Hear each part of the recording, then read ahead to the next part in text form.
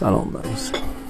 بعد از جنگ خیبر برا و امیرالمومنین رسول الله نشسته بودن با چند نفر دیگه. یه زن یهودی اومد گوشت کباب آورد برای رسول الله. گفت آقا شنیدم شما گوشت کتف گوسفند دوست داری، کباب کردم برات آوردم، من تازه مسلمان شدم. رفتن نون بیارن، برا یه لقمه برداشت خورد. مولا بهش گفتش که برات چرا زودتر خوردی؟ شروع کرد دست انداختن مولا که مثلا ای بابا خسیس بازی در نیار دیگه. ما ابخلک رسول الله، چرا بخیلی؟ کلمه رو دقت کن. مولا جواب داد نه برا، اولا احترام رسول الله واجبه، ما نباید جلوتر از رسول الله چیزی بخوریم، جلوتر از رسول الله چیزی بیاشامیم، جلوتر از رسول الله راه بریم، حرف بزنیم، بشینیم. ولی برا این گفت یهودی بودم من، ما چه میدونیم؟ اگر میذاشتی رسول الله لقمه اولو بخوره بعد تو به دنبالش چیزی بخوری، مسئولیت ما با اون بود. تا از همون میپرسیدن چرا از این لقمه خوردی، میگیم رسول الله خورد ما هم خوردیم. اما برا تو زودتر خوردی، حالا مسئولیت با خودت. این گفتگو بین برا و مولا که گذشت، نون آوردن. امیرالمومنین نون خدمت رسول الله تقدیم کرد. رسول الله اومد بله کرد و اومد بخوره. یه دفعه گوشت به صدا در اومد که یا رسول الله منو نخور، من مسمومم. پیامبر زنه رو صدا کرد که چرا این کارو کردی؟ گفت آقا ببین جنگ خیبر بود، تو بابای منو کشتی، داداش منو کشتی، عموی منو کشتی، برادرزادای منو کشتی، برادر منو کشتی. طرف همه ایل و تبارش تار و مار شده بودن. گفتش که با خودم فکر کردم، گفتم اگه تو پیامبر خدایی واقعا این همه کس و کار من به حق کشته شدم، این وعده فتح مکه رو داده، نباید الان بمیره. اگرم قدرت طلبه و این همه کس و کار من فدای قدرت این شدن، خب بذار انتقام بگیرم. پیامبر فرموده اینجوریه؟ گفت بله آقا من راستشو بگم همینجوری بود. گفت برید سلمان و ابوذر و مقداد 10 نفر از آدم حسابی‌ها رو صدا کردن، همه رو آوردن دور این کبابه. پیامبر فرمود همتون بخورید. بعد فرمود این ذکر رو بگید و بخورید، بسم الله الکافی، بسم الله المعافی، بسم الله الشافی. یکی دو خط دیگه هم اضافه داره. آقا خوردن همشون، پیامبرم خورد. یه روز موندن هیچ کی چیش نشد. زنه گفت من ایمان آوردم. تو این فاصله برا مرد. برا رو کفن کردن و آوردن پیش رسول الله. گفتن آقا این شهید شده، بهش نماز بخون. فرمود من به بدن برا نماز نمیخونم. گفتن یا رسول الله چرا؟ فرمود سر اون تیکه‌ای که به مولا انداخت. اونایی که اونجا بودن گفتن یا رسول الله این شوخی کرد. گفت جدی گفته بود که کل اعمالش نابود بود. مثلا اینی که شوخی کرد. گفتن آقا شهیده. گفت نمیخورم. گفتن حالا چیکار کنیم؟ فرمود مگه مولا بیاد کارش حل کنه.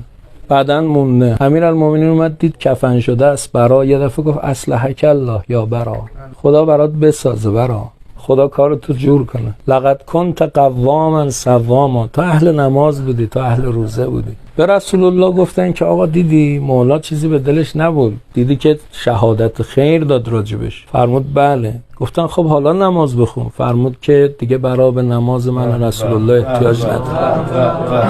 به احترام خوند.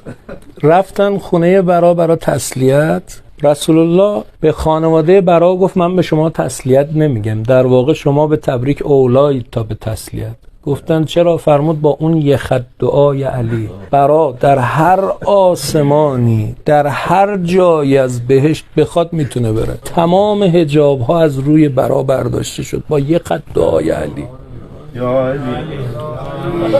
بعد فرمود ایها الناس تعرضوا لدعاء علی لکم. یه کاری کنید مولا یه ذکر خیری از شما کنه. بچه‌ها رفتید بیرون به شیعیان و مرتضی علی راه بدید، به مولا بگو آقا یه دعا برای ما بکن. مغازه داری به شیعیان و مرتضی علی تخفیف بده، به آقا بگو آقا یه دعا برای ما بکن. قربون زن و بچت برو، ولی نه به خاطر زن و بچت، به خاطر اینکه خدا نوکری 2-3 تا از شیعیان و مرتضی علی رو داده بهت. نون میخری برای شیعیان و مرتضی علی، نون میخر نه برای پدر مادر و زن و بچتا. بعد به مولا بگو مولا جان یه دعا برای ما بکن. هر روز یه التماس دعا به مولا بگو، به حساب علی کار کن، ازش بخوا دعات کنه.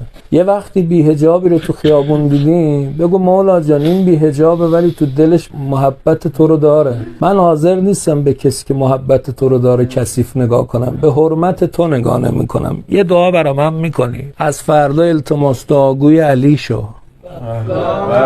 از فردا بعد فرمود اگر کسی در عمرش علی یه بار ذکر خیر ازش کنه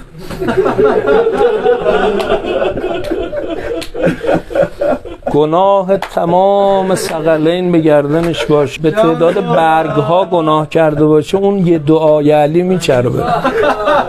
یک عمل داریم که در روایت اگر کسی اون کار رو بکنه امیرالمومنین دعاش میکنه و فرمود گریه بر ابی عبدالله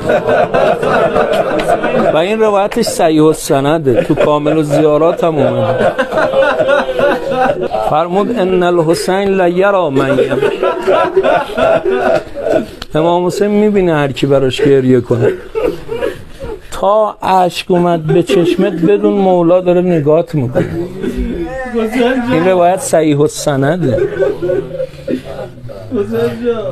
به نظرتون کی عاشق کی بود؟ یوسف عاشق بنیامین بود یا بنیامین عاشق یوسف؟ من میگم یوسف عاشق بنیامین بود. خودش جام گذاشت، خودش کشف کرد، خودش هم گفت تو مال منی.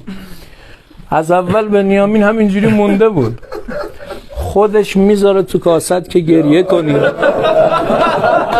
یه وقت به خودت نگیری یا بعد میگه تو گریه کردی تو مال منی. من میگم آقا این گریه رو کی داد؟ میگه خودم دادم. مولا عاشقته. زود غریبه نشو با امام حسین، گناه ها ما رو زود غریبه نمی کنه. واسا پاکارا آقا، بگو بالاخره با روزت درست میشه، بالاخره با روزت درست میشه. بعد فرمود که ببینه یکی گریه میکنه یسألو اباهو، یعنی امیرالمومنین و امه و اخاه و رسول الله که ان یستغفر له، فرمود برای این استغفار کنید.